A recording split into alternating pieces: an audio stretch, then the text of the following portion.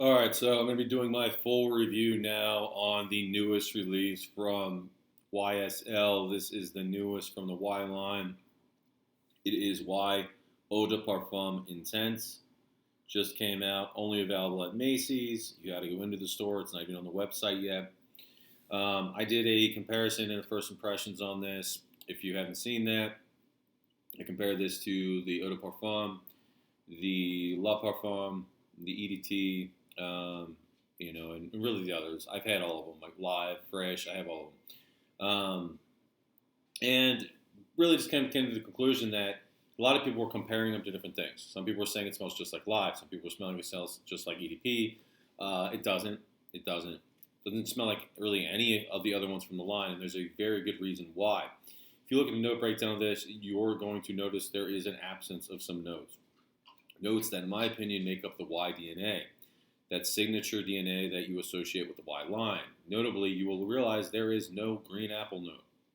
There is also no aldehydes. So to me, those are the two biggest notes that make up the Y DNA, and they're not present in this fragrance. Unfortunately, you get bergamot, you get ginger, you get sage, you get, geranium, you get lavender, you get some of the other notes, but you're missing the vetiver in here, but you're missing the core components of the Y DNA. So what it gives you is a much more boring, much less interesting fragrance, in my opinion. This smells very safe, overly safe. It is less cloying than Eau de Parfum. It is more mature, I would say, than Eau de Parfum. But it loses the character of the original Eau de Parfum. And the worst part about this is, I think, I get they're taking a new direction.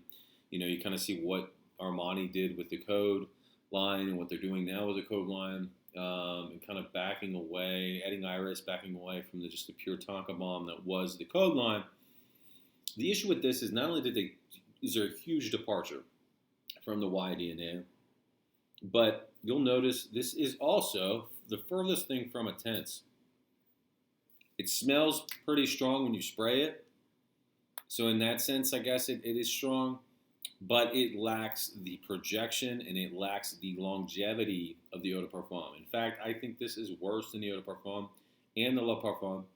I think this is probably in line with EDT, if not worse than the EDT, to be honest with you. Performance on my skin is horrible. Absolutely terrible. This runs 150 something bucks after taxes for a 3.3 ounce bottle. Again, in my opinion, very safe. Very boring, very mass appealing, sure, but it loses that signature Y DNA, and in doing so becomes a much less exciting fragrance, a much less interesting fragrance, and really just becomes another boring designer fragrance.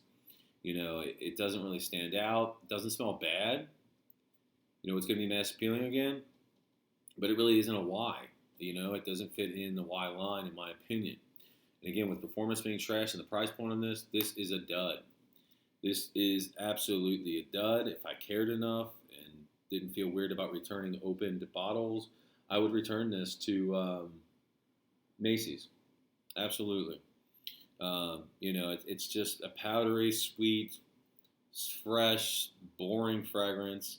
Not that the Y line was ever something, overly complicated or interesting, but it certainly had its thing going. It smelled good. And what really made it interesting and stand out is now gone.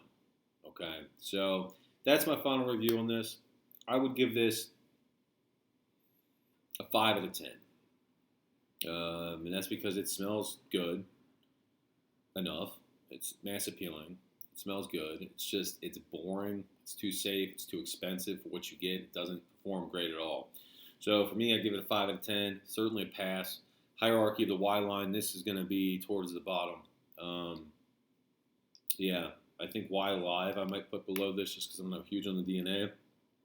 But this is definitely going to be towards the bottom. So anyway, that's my review. If it was helpful, again, you can't get this anywhere yet but Macy's, and you have to go in person. If you have a Macy's near you and you're interested in checking it out, go there. If they don't have an open bottle of it, but they have it, they'll more likely than not, if you ask them, open it to make a tester out of it, so you don't have to commit to buying a bottle. I only did because, again, I have a channel. Otherwise, I wouldn't have done so. I would have just tested it and then left it at that, and I wouldn't have picked up a bottle. I can tell you that right now. Anyway, it's my review. Hopefully this was helpful. Again, I'll have another video coming out tomorrow as usual, but hopefully this was helpful for anybody who's considering the new drop.